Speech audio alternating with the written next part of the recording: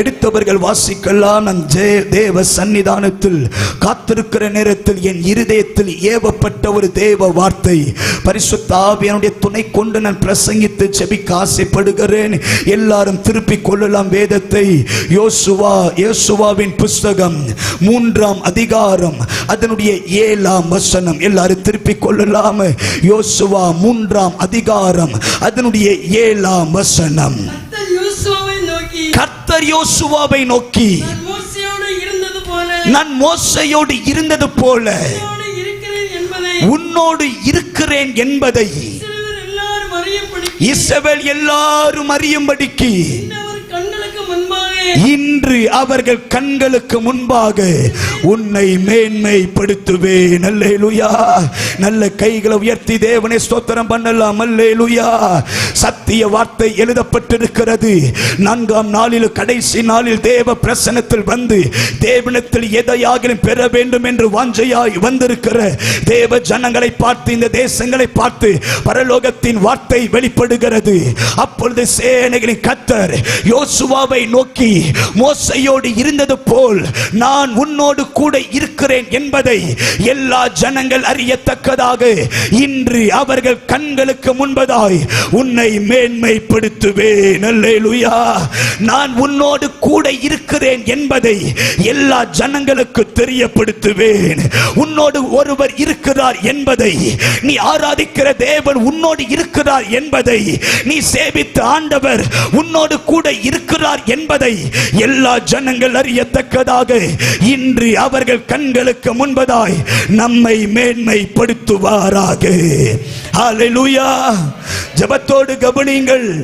யோசுவா ஒரு சாதாரணமான வாலிபன், ஒரு சாதாரணமான ஒரு தேவ மனிதன், ஆசாரிப்பு கூடாரத்தில் இருந்தவன்.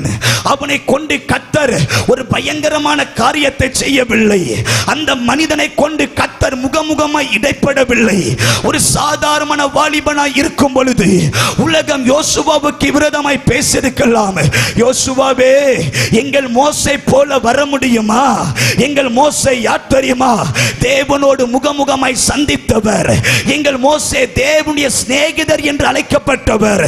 தேவ கோபத்தை மாற்றினவர், கோபத்தை தடுத்து நிறுத்தினவர், முகமுகமாய் தரிசித்தவர், கற்பலைகளை கொண்டு வந்தவர், அக்கினி ஸ்தம்பத்தை மேக ஸ்தம்பத்தை பார்த்தவர், செங்கடலை இரண்டாய் பிளந்தவர், மன்னாவை கொடுத்து போஷிக்கப்பட்டவர். தேவன் முகமுகமாய் இடைப்பட்டார். எங்கள் மோசே ஜெபித்தால் அற்புதம் நடக்கும். எங்கள் மோசே கை நீட்டினால் அற்புதம் நடக்கும். எங்கள் மோசே பார்த்தால் அற்புதம் நடக்கும். கண்மலை அடித்தால் அற்புதம் நடக்கும். கண்மலை பேசினால் அற்புதம் நடக்கும். அவர் ஒவ்வொரு அசைவையும் மகிமை வெளிப்பட்டது. அவரோடு கர்த்தர் கூட இருந்தார். நீ யார் சாதாரணமான வாலிபன்? நீ யார் அனுபவம் இல்லாத வாலிபன்? உன்னோடு கர்த்தர் கூட இல்லை என்று ஒரு கூட்டம் கைகளை விரோதித்து அவர்களுக்கு நேராக கை நீட்டி சொல்லி இருக்கலாம். இதை கண்ட பரலோகத்தின் தேவன், யோசுவாவே, நான் உன்னை பார்த்து சொல்லுகிறேன், மோசேயோடு இருந்தது போல் நான் உன்னோடு கூட இருக்கிறேன் என்பதை எல்லா ஜனங்கள் அறியத்தக்கதாக இன்று அவர்கள் கண்களுக்கு முன்பதாய் உன்னை மேன்மைப்படுத்துவேன். அல்லேலூயா. நல்ல கைகளை உயர்த்தி ஸ்தோத்திரம் பண்ணலாம். தேவ சத்தத்தை கேட்கிறவர்கள் யாராகிலும் இந்த ராத்திரி அப்பேற்பட்ட அனுபவத்தின் நடுவில் யாராகிலும் கடந்து வந்திருக்கிறீங்களா? நீ மோசேயை போல இல்ல. அவரை போல உன்னால் பிரசங்கிக்க முடியல. அவரை போல ஜெபத்தை நடத்த முடியல. அவரை போல ஜனங்களை வழி நடத்த முடியல. அவரை போல உன்னால ஒன்றும் செய்ய முடியல. அவருக்கு நிகர் அவர்தான். அவர் ஸ்தானத்தில் உன்னால ஊழியம் செய்ய முடியாது என்று எல்லாரும் கம்பேர் பண்ண தொடங்கினார். அவரை போல உன்னால பிரசங்கிக்க முடியாது. அவரை போல உன்னால் ஆராதிக்க முடியாது. அந்த முத்த போதகரை போல ஊழியம் செய்ய முடியாது. அவர்களை போல ஜெபத்தை வழி நடத்த முடியாது. இன்றைக்கு எல்லாரும் யாராவது கைகளை நீட்டி சொல்லி இருக்கலாம், நீ அவரை போல இல்ல, நீ இவர்களை போல இல்ல, அவர்கள் வியாபாரம் போல உன் வியாபாரம் இல்ல, அவர்கள் குடும்பத்தை போல உன் குடும்பம் இல்ல, அவர்கள் வேலையை போல உன்னுடைய வேலை இல்ல. அவர்களோடு கர்த்தர் கூட இருக்கிறார். நீ சாதாரணமானவன், அற்பமானவன் என்கிற சத்தங்கள் இந்த ராத்திரி யாருடைய இருதயத்தில் துணிக்கிறதோ, பரலோகத்தின் தேவாவியானவர் சொல்லுகிறார், நான் மோசேயோடு கூட இருந்தது போல் உன்னோடு இருக்கிறேன் என்பதை எல்லா ஜனங்கள் அறியத்தக்கதாக இன்று அவர்கள் கண்களுக்கு முன்பதாய் உன்னை மேன்மைப்படுத்துவே. ஹல்லேலூயா. கைகளை உயர்த்தி தேவனே ஸ்தோத்திரம் பண்ணலாம. இன்றைக்கு அவர் எல்லா ஜனங்களுக்கு முன்பதாய் மேன்மைப்படுத்துவாராக. அல்லேலூயா. ஆசீர்வாதம் என்ன என்று கேட்டால் எல்லாரும் சொல்லுவார்கள், கார்ல போவதுதான் ஆசீர்வாதம், பெரிய பங்களாவில் குடியிருப்பதுதான் ஆசீர்வாதம், பணங்களுக்கு குறைவில்லாமல் இருக்கிறது தான் ஆசீர்வாதம், 4-5 பெட்ரூம் கட்டி அந்த வீட்டில் குடியிருக்கிறது தான் ஆசீர்வாதம், நல்ல ஆடைகளை அணிந்து கொண்டு தேசத்தின் நடுவில் தைரியமாய் போனால் ஆசீர்வதிக்கப்பட்டவன் என்று இந்த உலகம் உரைக்கிறது. ஆசீர்வாதம் என்றால் பொருளை வைத்து எடப்பட முடியாது, பணத்தை வைத்து எடப்பட முடியாது. இயேசுவானவர் 40 நாள் உபவாசம் இருக்கும் பொழுது பிசாசு இயேசுவுக்கு விரோதமாய் வந்து சொல்லுகிறார், நீர் சாஷ்டாங்கமாய் பணிந்து கொண்டால் நான் காண்பிக்கிற இந்த பூமியின் மகிமையை உனக்கு கொடுத்து விடுகிறேன். அர்த்தம், இந்த பூமிக்குரிய உலகத்தின் ஆசீர்வாதத்தை பிசாசால கூட கொடுக்க முடியும். வீடு, வேலை, ஆசீர்வாதம், பணம், காரு, மேன்மை, இது பிசாசால கூட கொடுக்க முடியும். அப்ப ஆசீர்வாதம் என்பது பணத்தை வைத்தோ, பொருளாதாரத்தை வைத்தோ, பொருட்களை வைத்தோ, நம்ம பின்பதாக இருக்கிற ஜனங்களை வைத்தோ ஆசீர்வாதத்தை எடப்பட முடியாது. ஆசீர்வாதம் என்றால் என்ன தெரியுமா?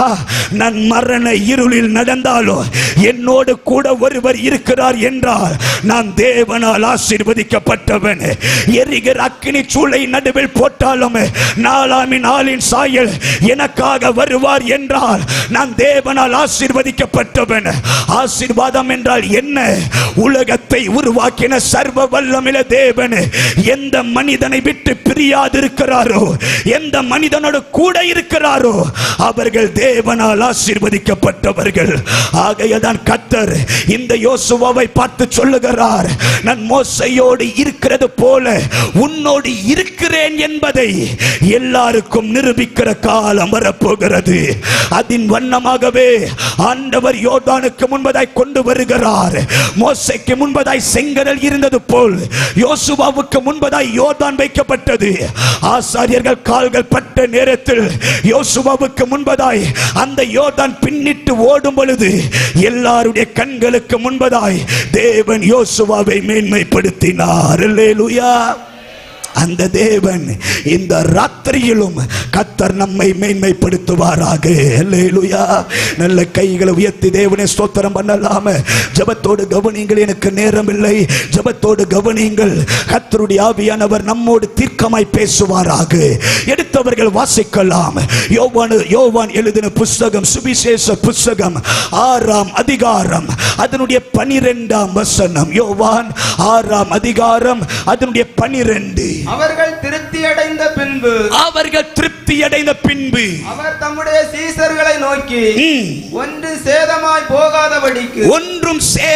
போகாதபடிக்கு மீதியான துணிக்கைகளை சேர்த்து வையுங்கள் என்றார். அல்லேலூயா. இந்த சம்பவம் எல்லாருக்கும் நன்றாய் பரிச்சயமான ஒரு வேத பகுதி. ஜெபத்தோடு கவனியுங்கள். இயேசுவானவர் தனித்து ஜெபிக்க வேண்டும் என்று அவர் தனிமையில இருக்கிறதை கண்ட திரளான ஜனங்கள் இயேசுவை தேடி வர தொடங்கினார்கள். இயேசுவிடத்தில் ஏதாவது பெற வேண்டும், சத்திய வார்த்தைகளை கேட்க வேண்டும், வியாதிகள் சுகமடைய வேண்டும், அற்புத அடையாளங்கள் நடக்க வேண்டும் என்று திரளான ஸ்திரீகள், புருஷர்கள், பிள்ளைகள் இயேசுவை தேடி வர தொடங்கும் பொழுது அவர்கள் வருவதை கண்ட இயேசுவானவர் தம்முடைய ஜனத்தை பார்த்து சொன்னார், என்னை தேடி ஒரு கூட்டம் வருகிறது, இவர்களை வழியில சோர்ந்து போக எனக்கு மனமில்லை, இவர்களுக்கு ஏதாகிலும் கொடுத்து விடுங்கள். அல்லேலூயா. அர்த்தம் என்ன? அவரை தேடி வருகிற ஒருவனையும் நம் ஆண்டவர் வெறுமையாய் அனுப்பாதவர். அல்லேலூயா. நல்ல கைகளை உயர்த்தி ஸ்தோத்திரம் பண்ணலாம். இந்த ராத்திரி அவரை தேடி வந்தது உண்மை என்றால், சத்தியம் என்றால், நீங்கள் இந்த இடத்தை விட்டு போவதற்கு முன்பதாய் உங்கள் தேவைகளை பரலோகம் சந்திப்பதாக. ஹல்லேலூயா. கவனிங்கள்.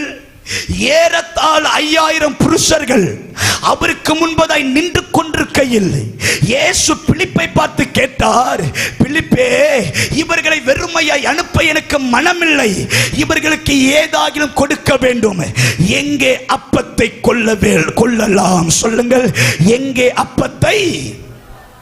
அப்ப பிலிப்பு சொல்லுகிறார், ஆண்டவரே, ஒருத்தர் 2 பேர் இருந்தா ஏதாவது சமாளிச்சிடலாம், ஆனா ஏறதால் 5000 புருஷர்கள் சூழ்ந்திருக்கிறார்கள், இவர்களுக்கு கொஞ்சம் கொஞ்சம் அப்பத்தை தந்தாலும் 200 பணமும் போதாதே என்றார். சொல்லுங்க, என்ன போதாது? 200 பணம். சத்தமாய் சொல்லுங்க, என்ன தேவை? தேவைகள் சந்திப்பதற்கு என்ன தேவை என்று சொல்லுகிறார். 200 பணம் தேவை. சொல்லுங்க, தேவைகள் சந்திப்பதற்கு என்ன தேவை? 200 பணம். இவர்கள் திருப்தி அடைவதற்கு என்ன தேவை? 200 பணம். இவர்களுடைய எல்லாவற்றையும் பரலோகம் சந்திப்பதற்கு என்ன தேவை? 200 பணம். இப்ப ஜெபத்தோடு கவனிங்கள். இந்த சத்திய வார்த்தை கேட்ட அந்திரேயா என்கிறவன் இயேசுவை பார்த்து சொல்லுகிறார், இயேசுவே, இவர்கள் தேவையை சந்திப்பதற்கு 200 பணம் இருந்தால் மாத்திரம் தேவை சந்திக்க முடியாது. எனக்கு தெரியும், நான் ஆராதிக்கின்ற இயேசு கொஞ்சத்தை வைத்து பெரியதை செய்கிறவர், சின்னதை வைத்து பெரிய காரியத்தை செய்கிறவர். சின்ன சாமுவேலை கொண்டு தேசத்தை அசைத்தவர், சின்ன அந்த எரேமியாவை கொண்டு தீர்க்கனாய் மாற்றினவர், சின்ன சாமுவேலை கொண்டு ஒத்திக்குவாயாய் இருக்கிற சாதாரண மோசை கொண்டு ஜாதிகளை கலங்க பண்ணினவர், சின்னவன் 1000 சிறியவன் பலத்த ஜாதியாவான. இப்ப அந்திரேயா சொல்லுகிறார், பணம் மாத்திரம் தேவையில்லை, தேவ திட்டம் நிறைவேறுவதற்கு பணம் மட்டும் முக்கியமில்லை, சபை கட்டுவதற்கு பணம் மட்டும் முக்கியமில்லை, ஊழியம் வளருவதற்கு பணம் மட்டும் முக்கியமில்லை. எல்லாராலும் மறைக்கப்பட்ட ஒரு சாதாரண பிள்ளையிடத்தில் 5 அப்பம் 2 மீனும் இருக்கிறது. இப்ப அந்திரேயா சொல்லுகிறார், இந்த 5 அப்பத்தை கொண்டு தேவனால் ஆசீர்வதிக்க முடியும். அல்லேலூயா. அந்திரேயா சொல்லுகிறார், சின்னதை வைத்து பெரியதை செய்ய முடியும், சின்னதை வைத்து பெரிய காரியத்தை செய்ய முடியும். அர்த்தம் என்ன? என்னுடைய முழங்கால் சின்னதா இருக்கலாம், ஆனா இந்த முழங்காலை கொண்டு பெரிய காரியத்தை செய்ய முடியும். என் கண்ணீர் அற்பமா இருக்கலாம், ஆனா அற்பமான என் கண்ணீரை கொண்டு தேசத்தை அசைக்க முடியும், தேவைகளை சந்திக்க முடியும் என்று அந்திரேயா சொல்ல தொடங்கினான். அல்லேலூயா. ஜெபத்தோடு கவனிங்க. ஒரு கூட்டம் சொல்லுகிறது, தேவைகள் சந்திப்பதற்கு பணம் தேவை, சபை கட்டுவதற்கு பணம் தேவை, ஊழியம் எஸ்டாப்லிஷ் பண்ணுவதற்கு பணம் தேவை, பெரிய காரியத்தை செய்வதற்கு பணம் தேவை, திரள் கூட்டம் வருவதற்கு பணம் தேவை, திருப்தி அடைவதற்கு பணம் தேவை. அவர்கள் தேவைகளை சந்திப்பதற்கு பணம் தான் தேவை என்று ஒரு கூட்டம். ஆனா இன்னொரு கூட்டம் சொல்லுகிறது, பணம் இருந்தால் மாத்திரம் தரிசனம் நிறைவேறாது, பணம் இருந்தால் மாத்திரம் தேவ திட்டம் நிறைவேறாது. எங்களிடத்தில் இருக்கிற கொஞ்சம் இயேசுவிடத்தில் கொடுத்தா போதும், எங்களிடத்தில் இருக்கிறதை வைத்தும் தேவ திட்டம் நிறைவேறும். அல்லேலூயா. எத்தனை பேரையும் கூட சேர்ந்து ஆமென் சொல்ல முடியும்? இந்த ராத்திரி பரலோகத்தின் தேவனாகிய கர்த்தர் சொல்லுகிறார், உங்களிடத்தில் இருக்கிறதை வைத்து கூட தேவ திட்டம் நிறைவேறப்படும். அல்லேலூயா. எத்தனை பேர் ஆமென் சொல்ல முடியும்? நம்ம நினைக்கிறோம் கன்வென்ஷன் கூட்டம் பெரிய காரியத்தை அசைவாடி ஒரு பெரிய ரிசல்ட் வருவதற்கு பணம் தான் தேவை என்று வெளியில இருக்கிறவன் நினைத்தா, உள்ள இருக்கிறவனுக்கு தெரியும் 4 நாட்கள் கன்வென்ஷன் கூட்டம் வெற்றிகரமாய் ஜெயமாய் தேவ திட்டமாய் தேவ நாம மகிமைக்காய் நடப்பதற்கு பணம் அல்ல, முழங்காலும் உபவாச ஜெபமும் இந்த 4 நாளும் மகிமையாய் கொண்டு வந்தது நமக்கு மாத்திரம் தானே தெரிந்திருக்கிறது. அல்லேலூயா. எத்தனை பேரையும் கூட சேர்ந்து ஆமென் சொல்ல முடியும்? இப்ப இயேசுவுக்கு முன்பதாய் ஒரு கூட்டம் பணத்தை வைக்கிறது, இன்னொரு கூட்டம் அப்பத்தை வைக்கிறது. எல்லாரும் பார்த்து கொண்டிருக்கிற நேரத்தில் இயேசுவானவர் பணத்தை எடுக்கவில்லை, இயேசுவானவர் 5 அப்பத்தை கரத்தில் எடுத்து வானத்தை அண்ணாந்து பார்த்து ஸ்தோத்திரம் பண்ணி அந்த அப்பத்தை பிட்டு பங்கிட்டு கொடுத்தார். அவர்கள் சாப்பிட்டு திருப்தி அடைந்தார்கள். அல்லேலூயா. நல்ல கைகளை உயர்த்தி தேவனை ஸ்தோத்திரம் பண்ணலாம். அர்த்தம், என்னிடத்தில் இருக்கிறதை வைத்தும் தேவ திட்டம் நிறைவேறும். எத்தனை பேர் ஆமென் சொல்ல முடியும்? அல்லேலூயா. அன்பு சகோதரா சகோதரி, உங்களிடத்தில் ஒருவேளை பணங்கள் குறைவா இருக்கலாம், ஆனா உங்ககிட்ட தேவனை தேடுகிற இருதயம் இருக்கிறது. இதை கொடுத்து பாருங்கள், தேவ திட்டம் நிறைவேறும். நம்ம நினைக்கலாம் இந்த 2025 எப்படி சர்வைவை பண்ண போற, எப்படி கடனை கட்ட போற, எப்படி பெரிய வீட்டை கட்ட போற, என் கரத்துல ஒன்றும் இல்லையே. கர்த்தர் சொல்றாரு, உன்கிட்ட இருக்கிறதை எனக்கு கொடுத்து பாரு, இதை வைத்து கூட தேவ திட்டத்தை நான் நிறைவேற்றுவேன். அல்லேலூயா. இப்படி அவர் பெருக பண்ணின பொழுது எல்லாரும் சாப்பிட்டு திருப்தி அடைந்தார்கள். சொல்லுங்கள், எல்லாரும் சாப்பிட்டு திருப்தி அடைந்தார்கள். அல்லேலூயா. எல்லாரும் சேர்ந்து மறுபடியும் இந்த வசனத்தை வாசிக்கலாம். இயேசு அவர்கள் திருப்தி அடைந்த பின்பு 12ஆம் வசனத்தை போடுங்கள். அவர்கள் திருப்தி அடைந்த பின்பு தம்முடைய சீசர்களை நோக்கி, ஒன்று சேதமாய் போகாதபடிக்கு மீதியான துணிக்கைகளை சேர்த்து வையுங்கள் என்றார். அல்லேலூயா. ஜெபத்தோடு கவனிங்கள். இந்த வசனத்தில் இருவரை வேதம் சுட்டி காண்பிக்கிறது. ஒருவர் யார் என்றால் திருப்தி அடைந்தவர்கள். சொல்லுங்கள், ஒருவர் யாரு? திருப்தி அடைந்தவர்கள். எல்லாரும் வாய்களை திறந்து சொல்லுங்கள், திருப்தி அடைந்தவர்கள். கொஞ்சம் வாயை திறந்து சொல்லுங்க, திருப்தி அடைந்தவர்கள். சொல்லுங்கள். இன்னொரு கூட்டத்தை பார்த்து வேதம் உரைக்கிறது, மீதியான துணிக்கை. சொல்லுங்கள், சொல்லுங்க, சத்தமா சொல்லுங்க. ஒரு கூட்டம் திருப்தி அடைந்தவர்கள், இன்னொரு பகுதி மீதியான துணிக்கை. சொல்லுங்க, மீதியான. ஜெபத்தோடு கவனிங்கள். திருப்தி அடைந்தவனுக்கு துணிக்கை தேவைப்படுமா? தேவையில்லை. திருப்தி அடைந்தவனுக்கு இந்த துணிக்கை தேவைப்படாது. கவனிங்கள், திருப்தி அடைந்தவனுக்கு இந்த துணிக்கை அற்பமானது. திருப்தி அடைந்தவனுக்கு இந்த துணிக்கை மறக்கப்பட்டது. திருப்தி அடைந்தவனுக்கு இந்த துணிக்கை தேவைப்படாதது. திருப்தி அடைந்தவன் ஒரு நாளும் ஒரு காலம் இந்த துணிக்கையை தூக்க வேண்டும் என்று விருப்பம் வராது. திருப்தி அடைந்தவர்களுக்கு ஒரு நாளும் ஒரு காலம் இந்த துணிக்கை வேண்டும் என்று சேர்த்து வைக்க மாட்டார்கள். வேதம் அழகாய் உரைக்கிறது, கவனியுங்கள். திருப்தி அடைந்தவர்கள் பார்வையில் துணிக்கை எல்லாம் அற்பமானது. ஆமென் சொல்லுங்க. அல்லேலூயா. ஒருவேளை நான் பிரியாணி ஒரு பொட்டலத்தை ஒரு பிளேட் பிரியாணி சாப்பிட்டா, நல்ல பிரியாணி சாப்பிட்ட உடனே அந்த தட்டு கீழே இருக்கிற அந்த துணிக்கையை எடுத்து சாப்பிடுவோமா? இல்ல. ஏன்னா திருப்தி அடைந்தவனுக்கு துணிக்கை. கடைக்கு போறோம், ஒரு எக் பப்ஸ் வாங்குறோம். எக் பப்ஸ் 4 பீஸா கட் பண்ணி அவர் கரத்துல தரும் பொழுது 4 பீஸா சாப்பிட்டனா பேப்பர்ல இருக்கிற துணிக்கை சாப்பிடுவோமா? யாரும் பார்க்கலன்னா சாப்பிடுவோம். யாராவது பார்த்தா என்ன பண்ணுவோம்? கசக்கி. அப்போ துணிக்க தேவையில்லாதது. சொல்லுங்க, துணிக்க யாருடைய பார்வையில் தேவையில்லாதது? திருப்தி அடைந்தவனுடைய பார்வையில் துணிக்கை. ஆமாதானே? ஒத்துக்கிறீங்களா? திருப்தி அடைந்தவனுடைய பார்வையில் என்ன தேவையில்லை? துணிக்கை தேவையில்லை. ஜெபத்தோடு கவனிங்கள். நம்மை சுற்றிலும் எல்லாரும் திருப்தி அடைந்தவர்கள். அவர்கள் நடுவில் நாம் மாத்திரம் துணிக்கை போல் இருக்கிறோம். எப்படி என்றால், நம்மை சுற்றிலும் எல்லாரும் சொந்த வீடுகள் எல்லாரும் சூழ்ந்திருக்கும் பொழுது அதில் வாடகை வீட்டில் நாம் இருந்தா, திருப்தி அடைந்தவன் சொந்த வீட்டில் இருக்கிறவன் பாப்பா, என் வீட்டில் 4 ரூம் இருக்கு, என் வீட்டில் ஏசி போட்டிருக்கிற, ஆனா அவன் வீட்டில் அவன் சுதந்திரமா இல்லை. அவன் ஒரு வாடகை வீட்டில் இருக்கிறான். அவன் மாசம் 5000 ரூபாய் கட்ட வேண்டும். அர்த்தம் என்ன? சொந்த வீட்டில் இருக்கிறவன் வாடகை வீட்டில் இருக்கிறவனை கண்டா அவன் பார்வையில் அவன் ஒரு சாதாரணமான துணிக்கை. ஜெபத்தோடு கவனியுங்கள். 50000 ரூபாய் சம்பாதிக்கிறவன் வேலை இல்லாதவனை கண்டால் ரிசும் அவன் கையில தந்து, ஐயா எனக்கு ஏதாவது ஒரு வேலை தேடி பாருங்கள் என்று ரிசும கையில தந்தா, வேலை இருக்கிறவன் நினைப்பா, நான் வேலைக்கு போய் சம்பாதித்து எத்தனை வருடம் ஆயிற்று, கை நிறைய சம்பளம் வாங்குகிற, 50000 ரூபாய் 60000 ரூபாய் வாங்குற இவனுக்கு படித்த படிப்புக்கு ஏற்ற வேலை இல்லை என்று சிந்திக்கும் பொழுது அவனை மீறி அவ யோசிப்பா, நான் திருப்தி அடைந்தவன், என் பார்வையில் அவன் ஒரு சாதாரணமான துணிக்கை.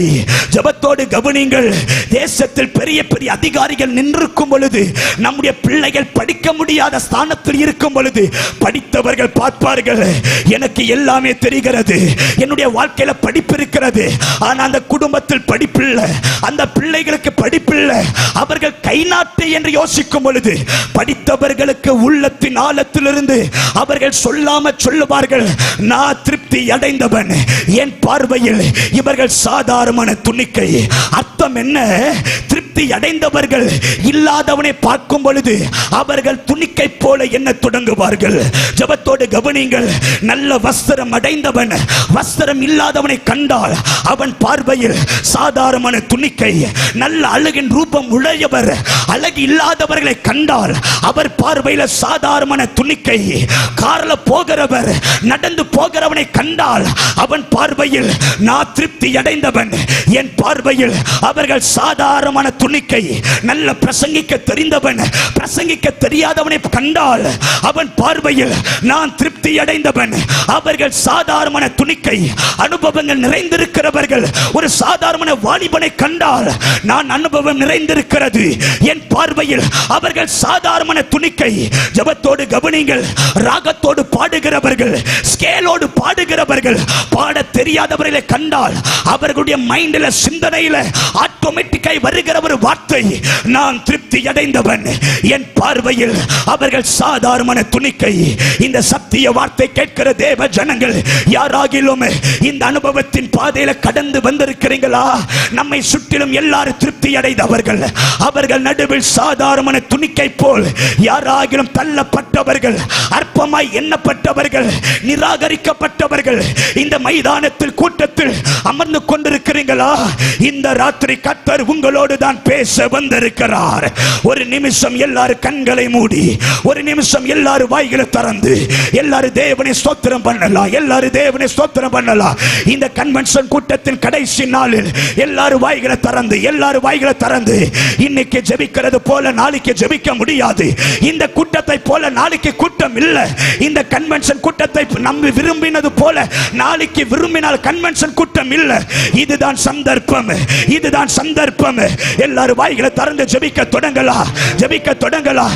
நமக்கு முன்பதா எல்லாரும் திருப்தி அடைந்தவர்கள், அவர்கள் நடுவில் சாதாரண துணிக்கை, துணிக்கை, துணிக்கை, துணிக்கை. எல்லாரும் வாய்களை திறந்து, வாய்களை திறந்து. சொந்த வீடு இல்லை இருக்கிறவர்கள் உன்னை அற்பமாய் பார்க்கிறார்களா? நீ ஒரு சாதாரண துணிக்கை, நீ ஒரு சாதாரண துணிக்கை. யோசித்து பாருங்கள் சகோதரி, யோசித்து பாருங்கள் சகோதரா, உன்னை சுற்றிலும் எல்லாரும் திருப்தி அடைந்தவர்கள். எல்லாருக்கும் பணம் இருக்கிறது, எல்லாருக்கும் பதவி இருக்கிறது, எல்லாருக்கும் வேலை இருக்கிறது, எல்லாருக்கும் சொந்த வீடு இருக்கிறது, எல்லாரும் தேறினவர்கள். அவர்கள் நடுவில் ஒன்றுமில்லாத உங்கள் வாழ்க்கையில் அவர்கள் துணிக்கை போல, துணிக்கை போல, துணிக்கை போல எல்லாரும் வாய்களை திறந்து இந்த ராத்திரி உள்ள உடையட்டும், உள்ள உடைத்து தேவ சன்னிதானத்தில் அழலாம். எல்லாரும் எல்லாரும் வாய்களை திறந்து எல்லாரும் ஸ்தோத்திரம் பண்ணுங்க, எல்லாரும் ஸ்தோத்திரம் பண்ணுங்க, எல்லாரும் ஸ்தோத்திரம் பண்ணலாம். எல்லாரும் திருப்தி அடைந்தவர்கள், அவர்கள் நடுவில் சாதாரணமான துணிக்கை. சகோதரியை யோசித்து பார் சகோதரி, யோசித்து பார் சகோதரி. மற்ற பிள்ளைகள் எல்லாம் பெரிய பெரிய கான்வென்ட்ல படித்து மேன்மை நல்ல ஆங்கிலத்தில் உரையாடும் பொழுது, நம்முடைய பிள்ளைகளுக்கு ஸ்கூல் ஃபீஸ் கட்ட முடியாமல் இருக்கும் பொழுது, அங்க டீச்சர் ஒவ்வொரு நாளும் நமக்கு தொடர்பு கொள்ளுகிற நேரத்தில் சுற்றி இருக்கிறவர்கள் பார்ப்பார்கள், இவர்கள் துணிக்கை, இவர்கள் துணிக்கை, இவர்கள் துணிக்கை. எல்லாரும் வாய்களை திறந்து, வாய்களை திறந்து ஸ்தோத்திரத்தோடு, ஸ்தோத்திரத்தோடு.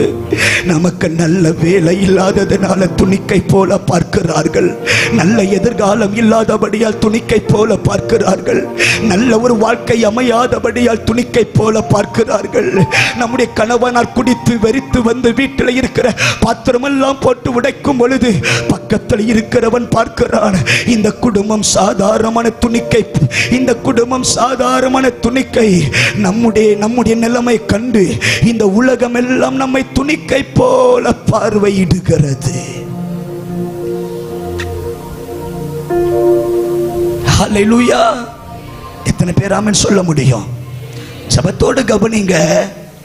எல்லாரும் திருப்தி அடைந்தவர்கள், அவர்கள் நடுவில் நம்முடைய குறைவுகளை கண்ட ஜனங்கள் நமக்கு ஒரு பேர் வைக்கிறார்கள், நீ சாதாரணமான துணிக்கை. அல்லேலூயா. இப்ப இந்த திருப்தி அடைந்தவர்கள் இந்த துணிக்கை வேண்டாம் என்று நிராகரிக்கிறதற்கு என்ன காரணம் தெரியுமா? இந்த துணிக்கைக்கு ஒரு அர்த்தம். துணிக்கை என்றால் ஒன்று உடைக்கப்பட்டவைகள். சொல்லுங்க, துணிக்கை என்றால் உடைக்கப்பட்டவைகள். இரண்டாவது, துணிக்கை என்றால் ஒரு பிரயோஜனம் இல்லாதவைகள். மூன்றாவது, துணிக்கை என்றால் சேதமடைந்து குப்பையில போடப்பட்டவைகள் பெயர்தான் மீதியான துணிக்கை. ஜெபத்தோடு கவனிங்கள். திருப்தி அடைந்தவன் ஏன் நிராகரித்தான்? திருப்தி அடைந்தவன் ஏன் அதை தூக்கி எறிந்தான் என்று கேள்வி எழுப்பினால், திருப்தி அடைந்தவன் அந்த துணிக்கைக்கு பேர் வைக்கிறான். ஏன் தெரியுமா? இந்த துணிக்கை எனக்கு வேண்டாம், உடைக்கப்பட்ட துணிக்கை எனக்கு தேவையில்லை, இது பிரயோஜனம் இல்லை, இது யூஸ்லெஸ், இதை கொண்டு ஒரு பிரயோஜனமும் இல்லை, இது எனக்கு வேண்டாம் என்று நிராகரிக்கிறான். மூன்றாவது சொல்லுகிறார், இது சேதமடைந்து விட்டது, இது குப்பையில தான் போகுமே ஒழிய என் கண்கள் அப்பத்தை தான் பார்க்குமே ஒழிய என் கண்கள் துணிக்கையை பார்க்காது. காரணம், அப்ப முழுமை அடைந்திருக்கும், துணிக்கை சேதமடைந்திருக்கும். சேதமடைந்த துணிக்கை அது குப்பைக்கு தான் போகும்.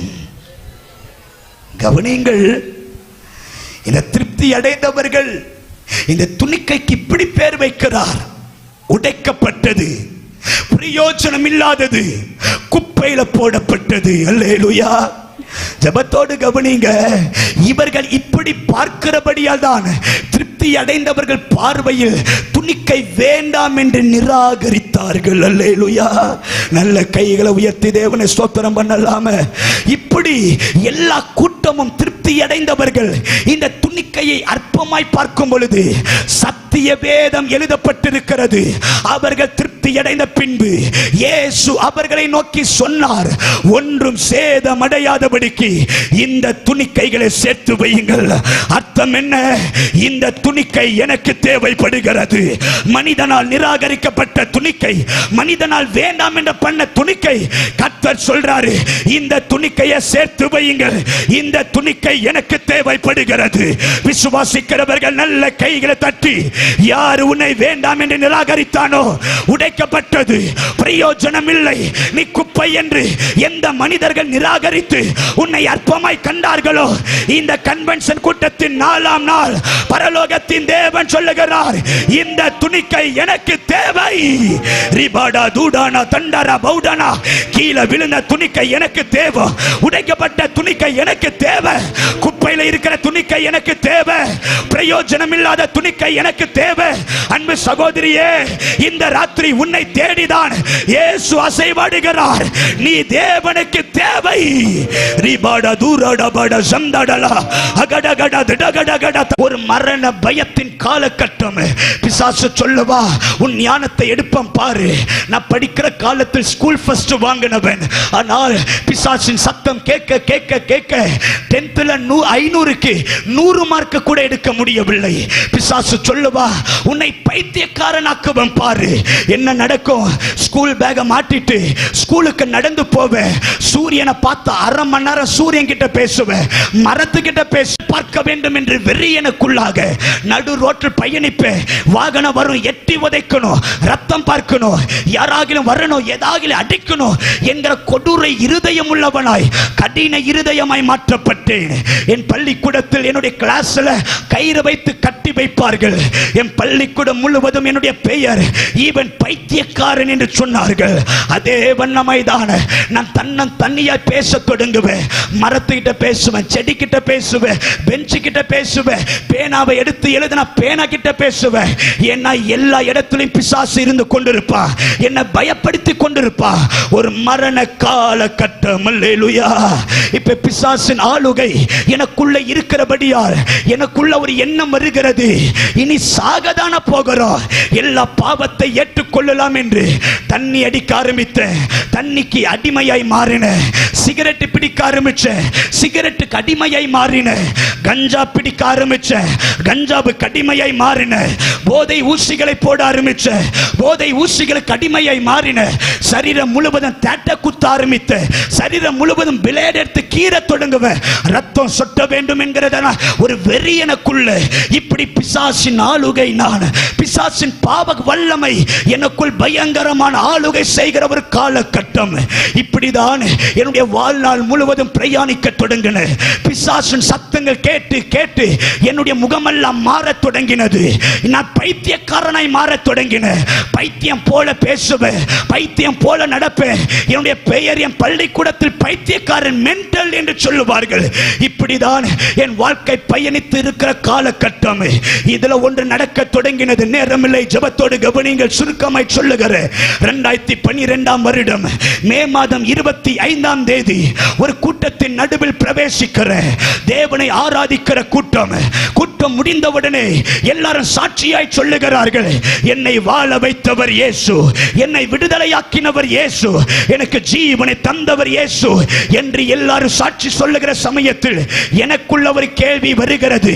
இத்தனை தெய்வத்தை ஆராதித்தனே, தெய்வத்தை தேடி ஓசூர்ல இருந்து பழனி வரைக்கும் நடந்து கொண்டு போனேனே, தெய்வத்தை ஆராதிப்பதற்கு செருப்பில்லாமல் நெருப்பின் மேல் நடந்தேனே, செருப்பில்லாமல் மலைகள் மேலே ஏறினேனே, என் சரீரத்தில் அழகு குத்திக்கினேனே, எந்த தெய்வமும் என்னை விடுதலையாக்கல, எந்த தேவனும் என்னோடு கூட பேசல. யார் இந்த இயேசு எல்லாரையும் வாழ வைக்கிறார் என்கிற கேள்வி என் இருதயத்தில். என் ஸ்கூல் மொட்டை மாடியில நான் ஏற தொடங்கினேன். என் ஸ்கூல் மொட்டை மாடியில ஏறி நான் கேட்கிறேன், இந்த உலகத்தில் யார் தேவன், என்னை விடுதலையாக்க இந்த உலகத்தில் யார் உண்டு என்று ஏங்கி ஏங்கி அழத் தொடங்கினேன். அந்த ராத்திரி நடந்தது. என்னை தேடி தேவன் வரவில்லை, எனக்கு முன்பதாய் பிரதியட்சமாய் என் கண்கள் திறந்திருக்க ஒரு கோர ரூபமுள்ள ஒரு பிசாசு எனக்கு முன்பதாய் தோன்றி ஒரு வார்த்தை சொன்னான், இதுவே கடைசி நாள், இந்த ராத்திரி உன் ஜீவன் எடுக்கப்படுகிறது. இந்த வார்த்தை சொல் கேள்விப்பட்ட அந்த உடனே என் இருதயத்தை யாரோ ஊசில குத்துவது போல வேதனை, என் இருதயத்தை யாரோ பிழிவது போல ஒரு வேதனை, என் ஹார்ட்டை யாரோ கையில பிழிவது போல வலி. வலி தாங்க முடியவில்லை. வலி தாங்க முடியாமல் மூச்சு விடுவதற்கு பயங்கர வேதனைப்பட்டு எனக்கு தெரிந்து விட்டது, இன்னும் 2 நிமிஷத்தில் நான் சாக போறேன். இந்த 2 நிமிடத்தில் என் ஜீவன் என்னை விட்டு போக போகிறது. என் இருதயம் துடிக்கிறது. என்னை வாழ வைக்க ஒரு தெய்வன் இல்லையா? என்னை விடுதலையாக்க ஒரு தெய்வம் இல்லையா? என்னை சுகமாக்க ஒரு தெய்வம் இல்லையா? பிசாசின் வல்லமை அழிக்க இந்த உலகத்தில் வல்லமையான தேவன் இல்லையா என்று தெய்வத்தை கூப்பிட்டவனாய் வலி தாங்க முடியாதபடிக்கு 5th பில்டிங் மேலே ஏறி தற்கொலை செய்வதற்காக என் கால்களை முயற்சித்து இனி வலிகளை சகிக்க முடியாது என்று அறிந்து தற்கொலை செய்வதற்காக குதிக்க முற்படும் நேரத்தில் வானம் 2ஆய் திறக்கப்பட்டது. ஒரு பெரிய வெளிச்சம் எனக்கு முன்பதாய் தோன்றினது. நானே மெய்யான தேவன், உனக்காய் ரத்தம் சிந்தின இயேசு நானே என்கிற ஒரு பயங்கரமான சத்தத்தை கேட்டு, இந்த சத்தத்தை கேட்கிற யாரானாலும், வெளியே இருந்து சத்தத்தை கேட்கிற யாரானாலும், வீட்டுக்குள்ள இருந்து சத்தத்தை கேட்கிற யாரானாலும், மனுஷனுடைய வேதனை அறிவதற்கு இந்த உலகத்தில் இயேசு ஒருவர் இருக்கிறார். பாவத்திலிருந்து விடுதலையாக்க, பிசாசின் பிடிந்து விடுதலையாக்க, ரோகங்களிலிருந்து விடுதலையாக்க இயேசு ஒருவர் இருக்கிறார். அந்த வெளிச்சத்தை கண்டு இயேசுவின் சத்தம் தொனித்தவுடனே பயந்து நடுங்கினவனாய் பின்புறத்தில் விழத் தொடங்கினேன்.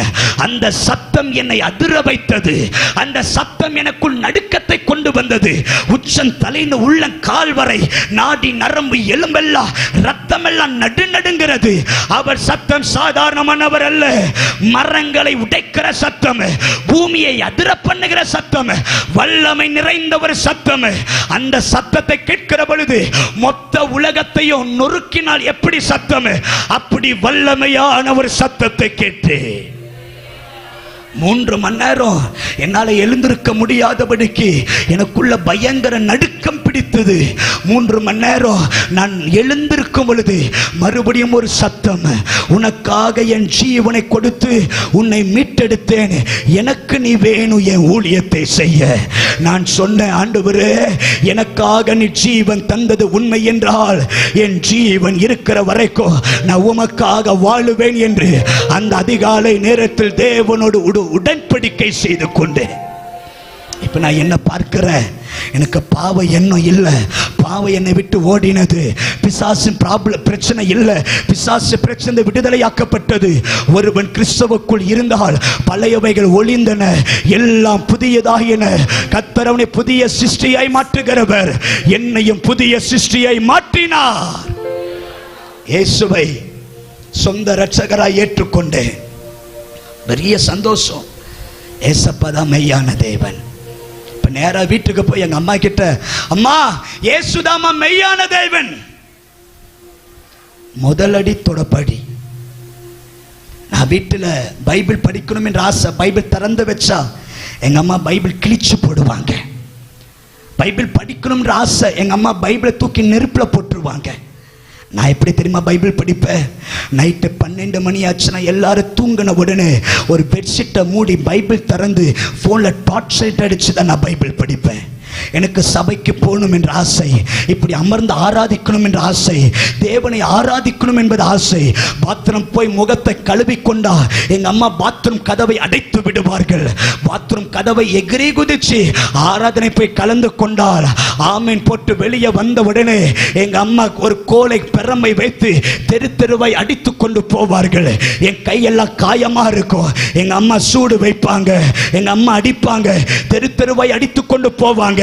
ஆராதனைக்கு போய் வீட்டுக்கு வந்தா என்ன தெரியுமா செய்வாங்க? என் கையை கட்டி விடுவார்கள். ஒரு பாத்திரத்தில் வரமிளகா போட்டு நெருப்பு வைப்பார்கள். அதனுடைய சுவாசம், அதனுடைய புகை சுவாசிக்க முடியாத மாதிரி இருக்கும். அந்த புகை மூச்சு திணறி ஏற்படும் போது எங்க அம்மா சொல்லுவாங்க, இனி சபைக்கு போன இதே நிலைமை என்று சொல்லுவார்கள்.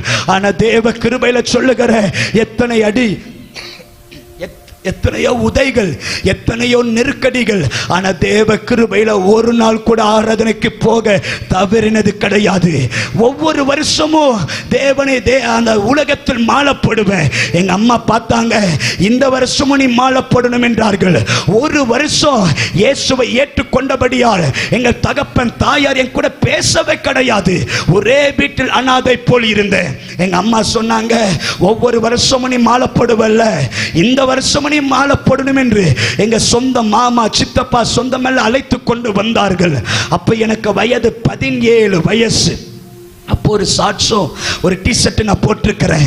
எங்க அம்மா மாலை போடுவதற்காக முயற்சிக்கும் பொழுது, மாலை போடுகிற நேரத்தில் தேவ கிருபைய தேவ பலத்தில் அந்த மாலை கிழித்து போட்டு எரிந்து போட்டபடியால் எங்க மாமா சித்தப்பா என் சொந்தமெல்லாம் என்னை அடித்த நேரத்தில் எங்க அம்மா சொன்னார்கள், நீ இப்படி என்று தெரிந்திருந்தா உன்னை சின்ன வயசுல கொன்றுப்பேன்.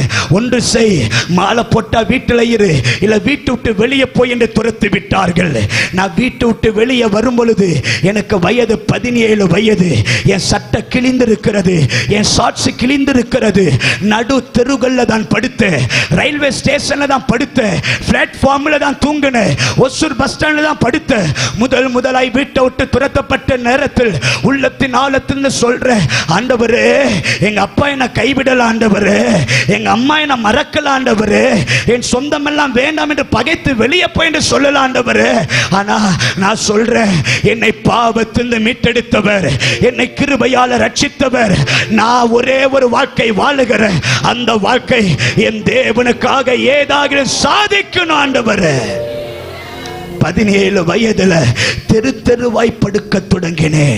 நாம் நினைக்கிறோம் பெண் பிள்ளைகளுக்கு தான் பாதுகாப்பு இல்லை என்று. ஆனால் 17 வயதுல பாதுகாப்பு இல்லாதவனை தெரு தெருவாய் அடிக்கப்பட்டவன் நான். ஒரு இடத்துல படுத்திருக்க முடியாதபடிக்கு அங்கலாய்ப்பு, ஒரு சேஃப்டி கிடையாது, மரண பயங்கள், யார் என்று தெரியாது. என்னிடத்தில் தவறாய் வர தொடங்குவார்கள். மரண பயம், தப்புவிக்க யாரும் இல்லாத காலகட்டம். பஸ் ஸ்டாண்ட்ல தான் தூங்குவேன். எனக்கு போர்த்தி கொள்வதற்கு போர்வை கிடையாது. போலீஸ் வருவார்கள், தெருக்களை படுத்து அடிப்பார்கள். எனக்கு சாப்பாடு இருக்காது. எனக்கு சாப்பாடு யாரு தெரியுமா? யாரோ ஒரு கூட்டம், நல்ல கூட்டம், பிச்சைக்காரங்களுக்கு பிச்சை போடுவாங்க, சாப்பாடு தருவாங்க. நான் எனக்கு சாப்பாடு இல்லாததை கண்ட பிச்சைக்காரங்க அவங்க கைகளை இருந்த பொட்டலத்தை எனக்கு தருவார்கள். அவர்கள் சொல்லுவார்கள், சாப்பிடு மகனே என்று சொல்லுவார்கள். பிச்சைக்காரர்கள் எனக்கு உணவு கொடுத்த காலகட்டம். ஒரு நாள் 2 நாள் அல்ல, இதே பிரயாணங்கள் என் படுக்கை எப்படி தெரியுமா, ஒசூர் மேம்பாலத்து கீழே ஒரு 4 குச்சியை வைத்து சிமெண்ட் பைய கிழிச்சு அது நடுவுல தான் படுத்துக் கொண்டிருப்பேன்.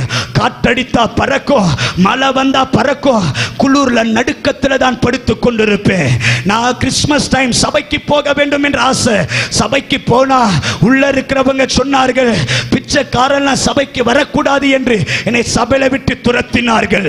ரொம்ப நாள் கழிச்சு பிரியாணி சாப்பிடலாம் என்று தட்ட வாங்கினா பிச்சைக்காரனுக்கெல்லாம் பிரியாணி கிடையாது என்று எனக்கு ஒரு மிக்சர் பேக்கெட் தந்தார்கள். 52 நாட்கள் நான் சாப்பிட்ட சாப்பாடு வெறும் மிக்சர் பேக்கெட். காலை மத்தியானம் ராத்திரி என்று கொஞ்சம் கொஞ்சமாய் மிக்சர் சாப்பிடுவேன். அதிகமா பசிக்கும், அதிகமா சாப்பிடும் என்ற ஆசை, அதிகமா சாப்பிட்டா தீந்து விடும் என்று கொஞ்சம் கொஞ்சமாய் சாப்பிடுவேன். என் வேலை என்ன தெரியுமா, ஒசூர் பப்ளிக் டாய்லெட்டை கழுவுனா எனக்கு 200 ரூபாய் தருவார்கள். வீட்டில் இருக்கிற பாத்ரூம் செப்டிக் டாய்லெட் கழுவுனா எனக்கு 100 ரூபாய் தருவார்கள். புள்ளையும் வீட்டுக்கு வெளியே கொத்தி விட்டு கிளீன் பண்ணா எனக்கு 50 ரூபாய் தருவார்கள். ஒரு நாள் 2 நாள் இல்ல, 6 வருடம் உங்களுக்கு நடுவில் பிரசங்கிக்கிற நான் 6 வருடம் பப்ளிக் டாய்லெட்டை கழுவினவன். 6 வருடம் பிச்சைக்காரனை போலவர்கள் நடுவில் படுத்தவன். அன்றைக்கு என்ன செய்வேன், பாத்ரூமை கழுவுவேன், அங்க முகத்தை கழுவுவேன், நேரா பேக மாட்டிட்டு நேரா போய் கவர்மெண்ட் ஸ்கூல்ல போய் படித்தேன். நேரா போய் காலேஜ்ல படிக்க தொடங்கினேன்.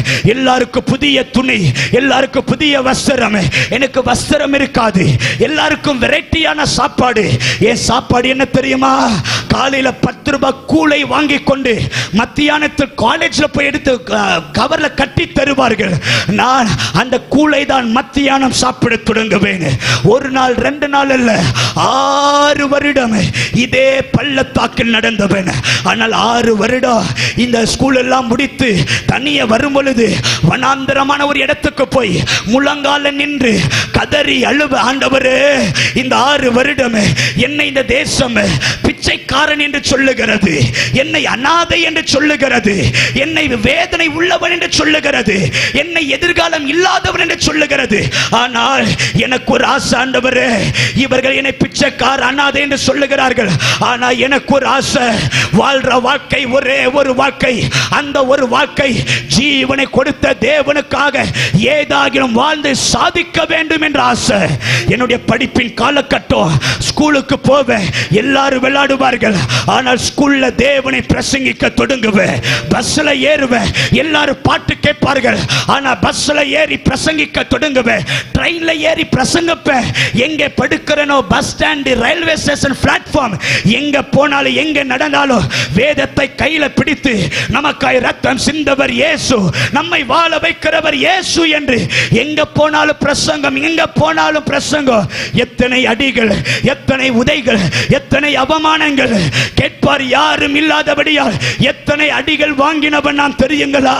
எத்தனை முறை போலீஸ் ஸ்டேஷனை வைத்தார்கள் தெரியுங்களா? இயேசுவை பிரசங்கித்தது நிமித்தமாய் எத்தனை துன்பங்கள் வந்தாலும் தேவ நாம மகிமைக்காக ஏற்றுக்கொள்ள தொடங்கினேன். அல்லேலூயா. கவனிங்கள், 6 வருடம் எப்படி பிரயாணித்து காலேஜ் முடித்தேன். மெக்கானிக்கல் இன்ஜினியரிங் படிக்க தேவன் கிருபை பாராட்டினார். கேம்பஸ்ல செலக்ட் ஆன, கை நிறைய சம்பளம், 30,000 ரூபாய் சம்பளம், production supervisor, production manager promotion, 50,000 ரூபாய் 60,000 ரூபாய் சம்பளம்.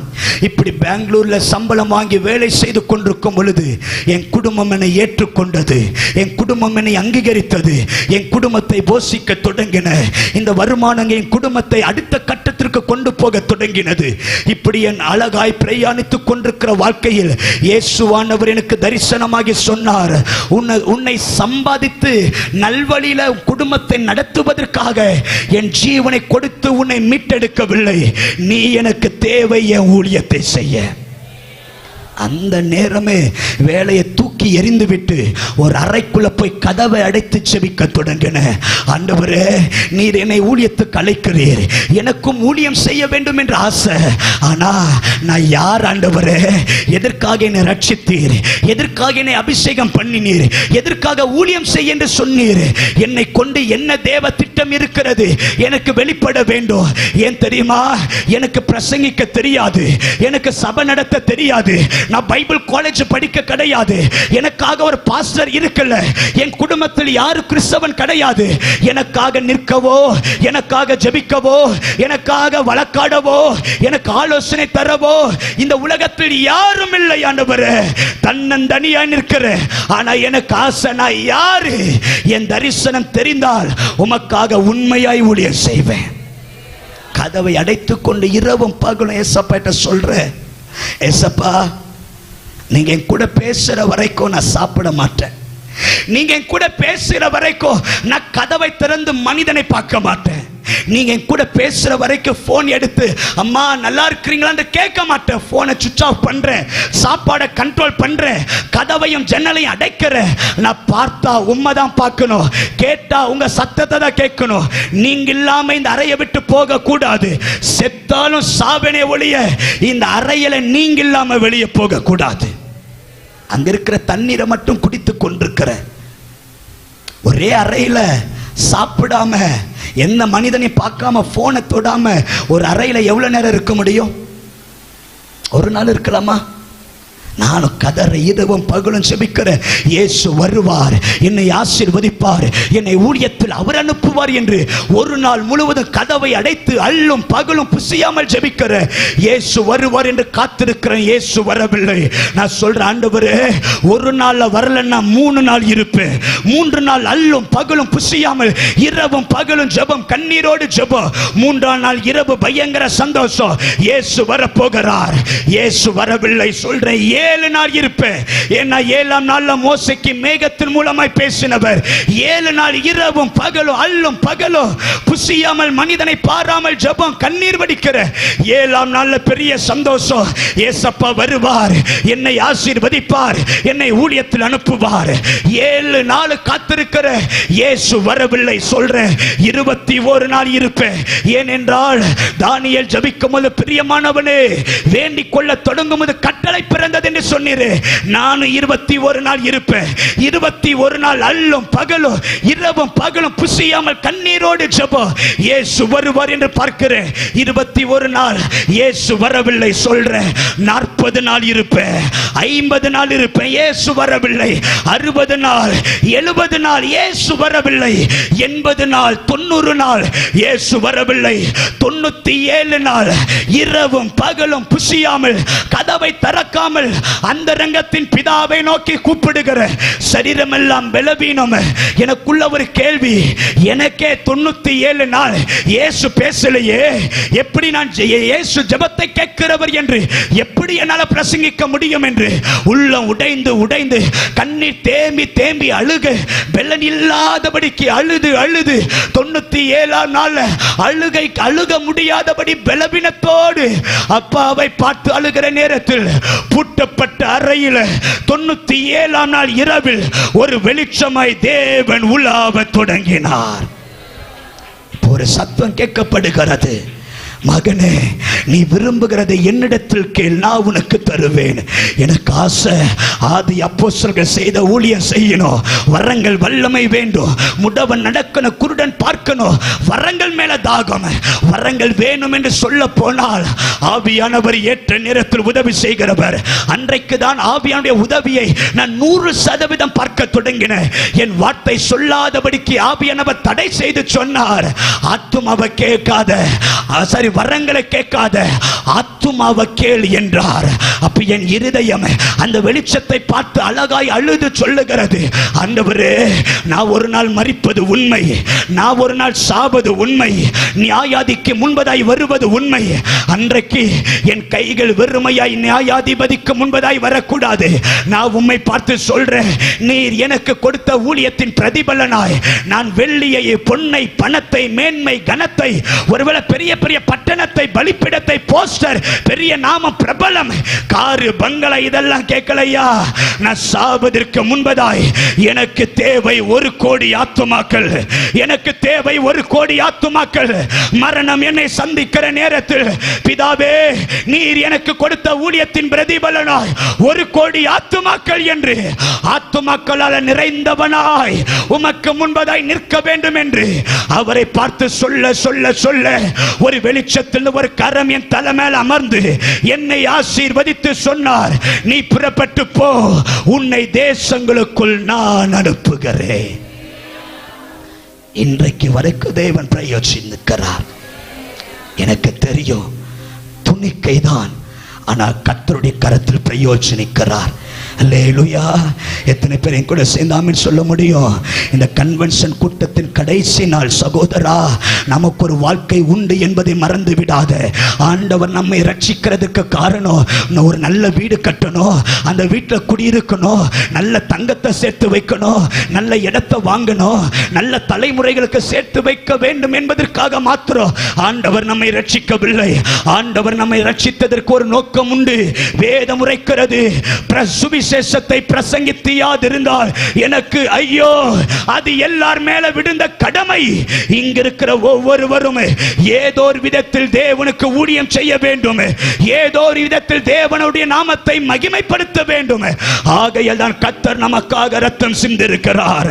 நான் திரும்பி பார்க்கிறேன், இப்பேற்பட்ட வாழ்க்கையில இருந்த என்னையும் கர்த்தர் ஊழியத்தில் பிரயோஜனப்படுத்துவார் என்றால், இந்த சத்தத்தை கேட்கிற யாரானாலும் இன்றைக்கு தேவனத்தில் ஜெபிக்க போகிறோம், உங்களையும் கர்த்தர் பிரயோஜனப்படுத்துவாராக. அல்லேலூயா.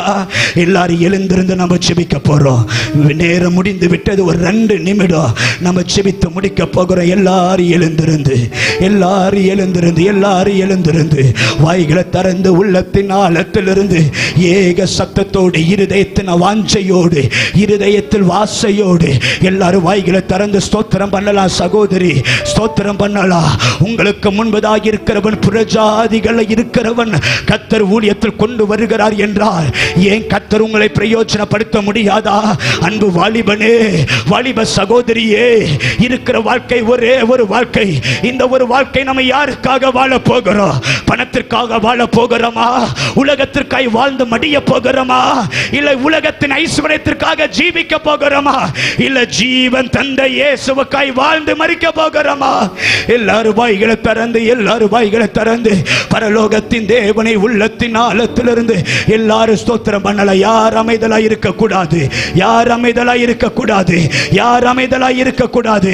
அந்த நீதியின் தேவன், அந்த நீதியின் தேவன், அந்த இரக்கமுள்ள தேவன் இந்த நல்ல ராத்திரி நம்மோடு கூட தானே பேசுகிறார். கவனிங்கள், ஜெபத்தோடு கவனிங்கள். இப்பேற்பட்ட வாழ்க்கையை கர்த்தர் அடியேனுக்கு தந்தாரு, ஏன் கர்த்தர் உங்களுக்கு தரமாட்டாரா? இன்றைக்கு ஒரு பாரம் யாருக்குள் ஆட்கொள்ள போகிறது? ஆண்டவருக்காக ஏதாவது செய்கிறேன் பிரதர், ஆண்டவருக்காக முடிந்த மட்டும் ஊழியம் செய்கிற, ஊழியத்தை தாங்குற, நான் ஜெபிக்கிறேன், நான் வேதத்தை வாசிக்கிறேன். பரிசுத்தம் உள்ளவன் இன்னும் பரிசுத்தமாகட்டும், நீதி உள்ளவன் இன்னும் நீதி செய்யட்டும். அவனுடைய கிரியைக்கு தக்கதாய் பலனை தருகிற தேவன் ஒரு நாள் நியாயம் தீர்க்க வரப்போகிறார், எஜமானனாய் வரப்போகிறார். ஒவ்வொருவரும் கணக்கு தந்தாக வேண்டும். எத்தனை பேர் உள்ளத்தின் ஆழத்திலிருந்து எஜமானனே, என் இயேசு ராஜனே, எஜமானனே, என் இயேசு ராஜனே, என்னமெல்லாம்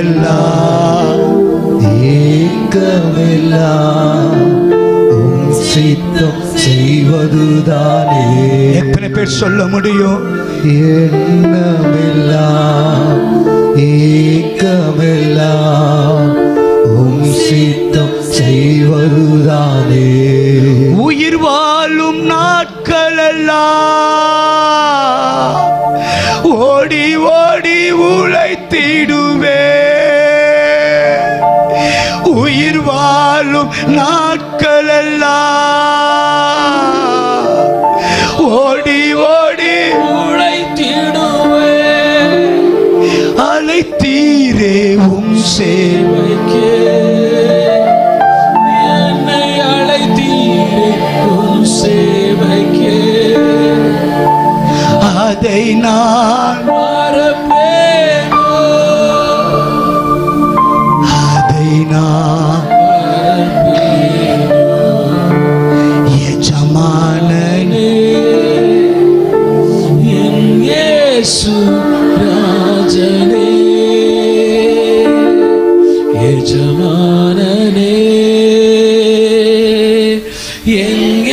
இயேசு ராஜனே என்னவெல்லாம் ஏக்கமெல்லாம் உம் சித்தம் செய்வதுதானே என்னவெல்லாம்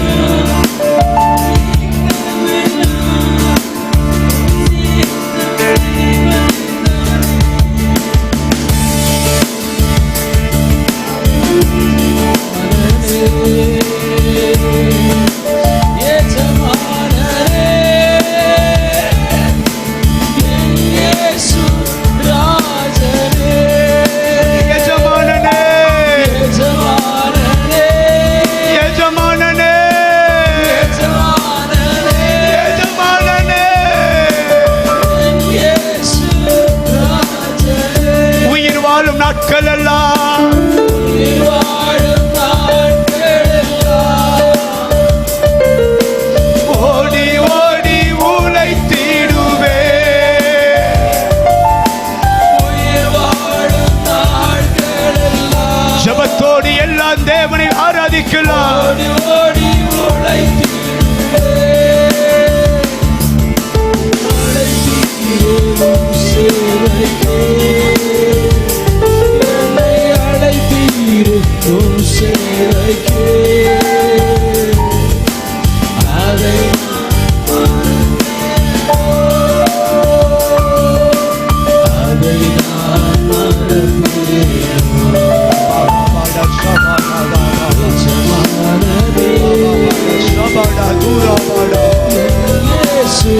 ராஜனே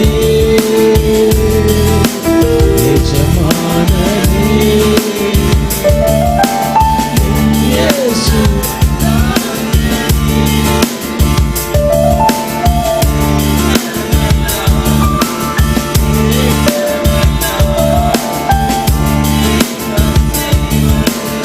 சொல்லுங்க எண்ணமெல்லாம்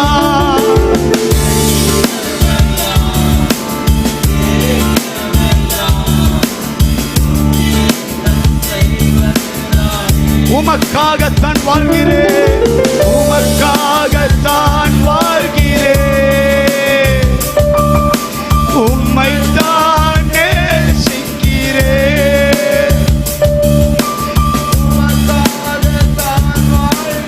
எத்தனை பேரால் இந்த வார்த்தைகளை சொல்ல முடியும்?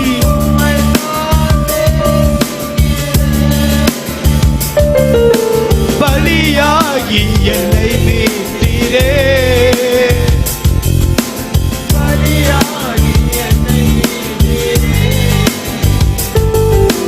பரலோகம் திறந்தீரையா, பரலோகம் எஜமானனே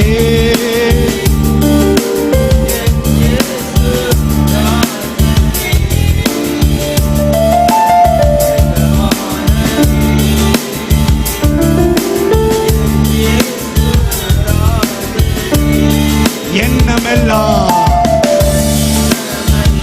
ரிபாடா சபாடா லூரா பாபா பாடா சபாடா லிஸ்பாடா லூரா பாடா. எத்தனை பேர் சொல்ல முடியும்? என் எண்ணமெல்லாம், என் ஏக்கமெல்லாம்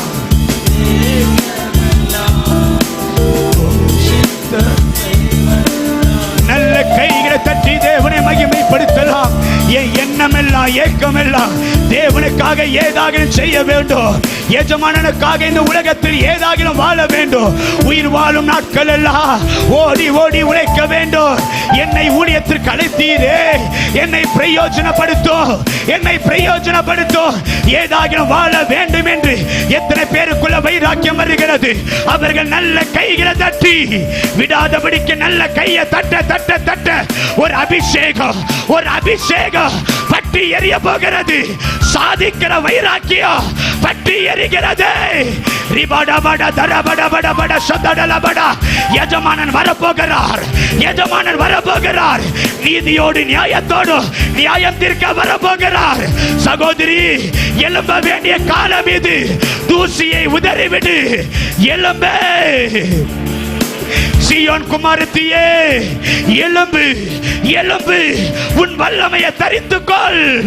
சகோதரா, நீ எழும்ப வேண்டிய காலம் இது, எழும்ப வேண்டிய நேரம் இது. பிசாசை அழிக்க, பிசாசின் ராஜ்யத்தை உடைக்க, இருளில் இருக்கிற ஜனத்தை வேறு பிரிக்க கர்த்தர் உன்னை தான் நம்புகிறார். கர்த்தர் உன்னை தான் நம்புகிறார். நீ தேவனுக்கு தேவை. நல்ல கையில தட்டலாம். இன்றைக்கு ஒரு மங்காத அபிஷேகம், இன்னைக்கு ஒரு மங்காத அபிஷேகம் இன்னைக்கு பற்றி எரிய போகிறது. இந்த கூட்டம் முடிந்து போவதற்கு முன்பதாய் சிலருக்கு ஊழியருடைய அழைப்பை பரலோக தேவன் தர போகிறார். யாரு ஊழியம் செய்ய வேண்டும் என்று விரும்புகிறீர்களோ நல்ல கையில தட்டி, எனக்கு கிருபைகள் வேண்டும், எனக்கு அபிஷேகம் வேண்டும், எனக்கு வல்லமை வேண்டும், எனக்கு வரங்கள் வேண்டும், தேவனுக்காய் தேவனுக்காய் ஏதாவது சாதிப்பே.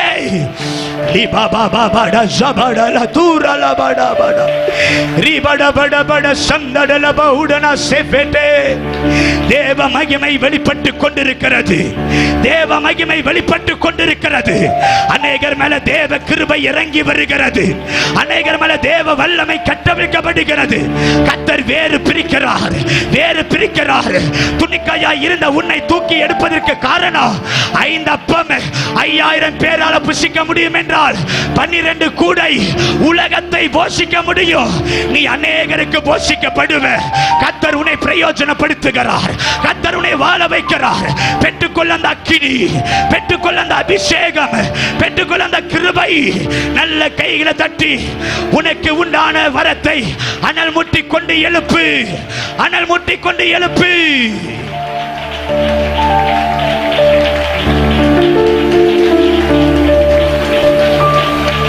இனி நான் ஆண்டவருக்காக வாழ்றேன் பாஸ்டர். என் வாழ்க்கை எல்லாம் தேவனுக்கு அர்ப்பணிக்கிறேன் பாஸ்டர். இனி நான் சாதாரணமாய் ஜீவித்து மரிக்க கூடாது. தேவ மகிமைக்காய் வாழ வேண்டும் என்று விரும்புகிறவர்கள் யாராகிலும் இந்த கூட்டத்தில் இருப்பீர்கள் என்றால் அவர்கள் மாத்திர 2 கரத்தை பரலோக தேவனுக்கு நேராய் நல்ல உயர்த்தி உள்ளத்தின் ஆழத்தில் எல்லாரும் கை தூக்க வேண்டாம். நான் கர்த்தருக்கு அர்ப்பணிக்கிறேன், ஊழியம் செய்ய விரும்புகிறேன், ஆண்டவருக்காக வாழ விரும்புகிறேன். இனி கர்த்தர் என் வாழ்க்கையில ஏதாகிலும் செய்ய வேண்டும் என்று விரும்புகிறவர்கள் யாராகிலும் இருப்பீர்கள் என்றால் 2 கரத்தை வானத்துக்கு நேராய் உயர்த்தி, எஜமானனே என் இயேசு ராஜனே, எஜமானனே என் இயேசு ராஜனே, என்னமெல்லாம் ஏக்கமெல்லாம் உம் சித்தம் செய்வதுதானே. இன்னும் ஒரு முறை உள்ளத்தின் ஆழத்திலிருந்து என்னமெல்லாம் ஏக்கமெல்லாம் உம் சித்தம் செய்வதுதானே. இன்னும் ஒரே ஒரு முறை சொல்லு சகோதரி. ஏசப்பா சந்தோஷப்படுகிறார். என்னமெல்லாம் ஏசப்பா சந்தோஷப்படுகிறார். இந்த வார்த்தை பார்த்து ஏசப்பா சந்தோஷப்படுகிறார். சொல்லுங்க, எண்ணமெல்லாம் ஏசப்பா. உங்க பிள்ளைகள் உள்ளத்தின் ஆழத்திலிருந்து சொல்றாங்க, ஏசப்பா அப்பாவும் சந்நிதியில் நான் ஆக மகிழ்ந்து களி கூறுவே. அப்பா